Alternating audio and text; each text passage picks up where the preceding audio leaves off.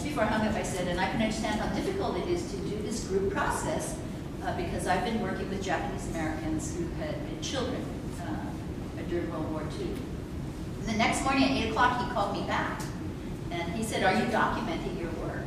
And I said, well, at some point I thought it would be good to make some clips for my students, but it's very tricky because these are confidential and in some ways I didn't want it to be a self-serving part of it. So he said, well, you should come down and talk to me, and we talked, and he said, you know, it's really important that this be documented. And so it led to then many synchronistic things, including angels that showed up and said, we're going to help you.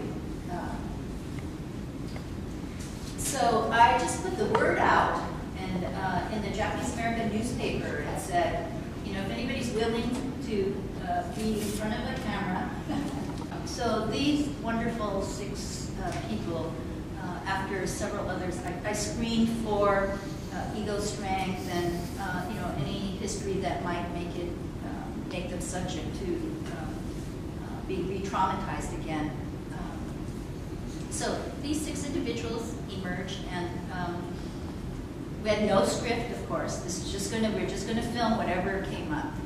And I learned many things from this experience. One of the things that I thought I would be really clever about is I said, okay, no white people.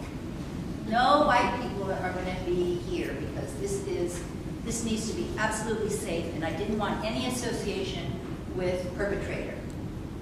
And as things would emerge, we had a lot of white people who wanted to be a part of the project, particularly some very skilled filmmakers. So I said, okay, white people, but you have to be in a separate part of the process. Together, sleep together, stay up till all hours of the night talking together. So right at the beginning, we formed our circle, and you know, it's very intense. The lighting, you know, we have to put lights on, and we have small camera crew, so everybody is doing double tasks. And so when Bessie started to tell her story, Toru actually had gone back to Topaz, where he was a child, and unburied the marbles that he had played with there. He had buried them right at the entrance of where his barracks was. He had gone back the year before and unburied them. So he brought his marbles, and we're all saying, oh, we're so glad Toru finally found his marbles.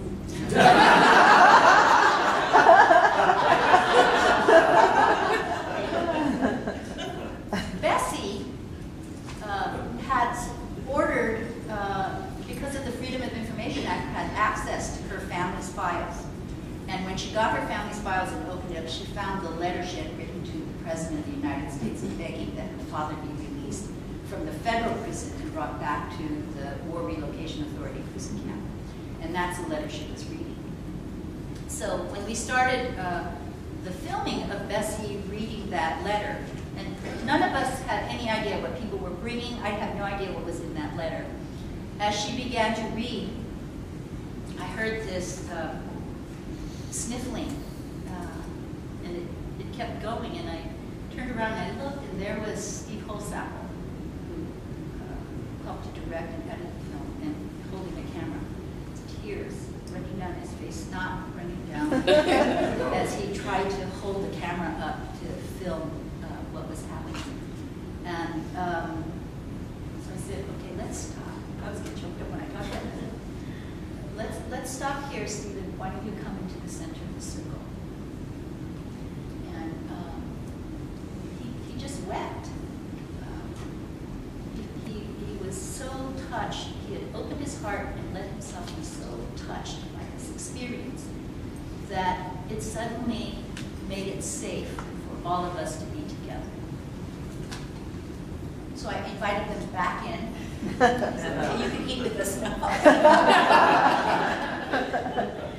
And I realized that in order for the real healing to occur, the healing had to occur by co-recreating the story of what happened.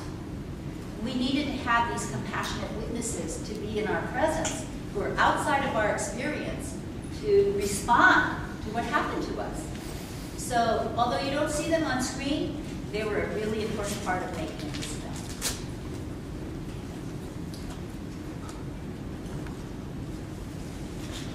So then, you know, after we were finished making the film,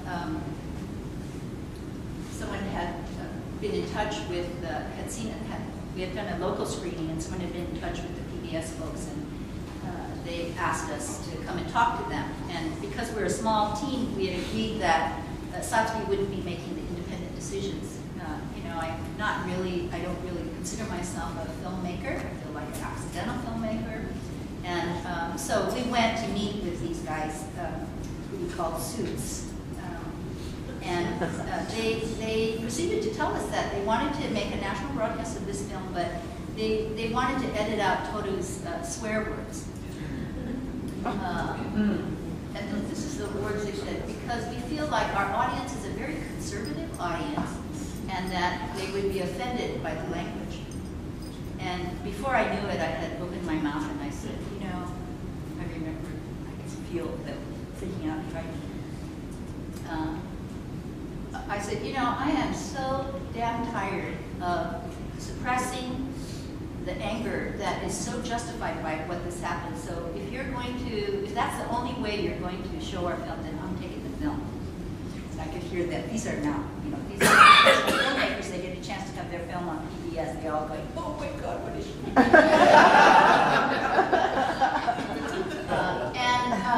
So then the guy said, well, just a minute. They went outside. They came back in and they said, and meanwhile, you know, they're all chewing me out, saying I should have negotiated or whatever. And they came back in and said, okay, then what we'd like to do is have like a caveat at the beginning of the film that says, you know, language in this film could be detrimental to your home. So we agreed to that.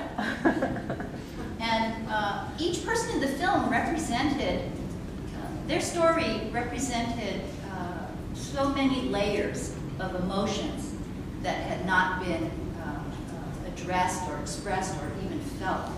And so it's been for me just this incredible privilege, this incredible, amazing opportunity. And because of the California Endowment funding, we were able to take it into Japanese American communities and say, you know, the idea was, here's 6 people telling their story. It may not be your story, but here's 6 people telling their story. And what I found happened was we never afterwards talked about the film. It opened the door for people to begin to share their own story. Now, the timing around this was very important because we had just received reparations and redress. Now, what that meant was now we'd been vindicated in the public eye. And I remember when my mother got her check in San Francisco, and I called her up and she said, yeah, I came. So I drove down there and I said, oh, let me see your check. She said, I don't know, it's over there on the desk. It's piled up stuff on the desk somewhere. And then I looked up and I saw on the wall she had already gotten framed an apology from the president. And I said, oh, you framed the letter? And she said, yeah, I feel like I finally got my face back.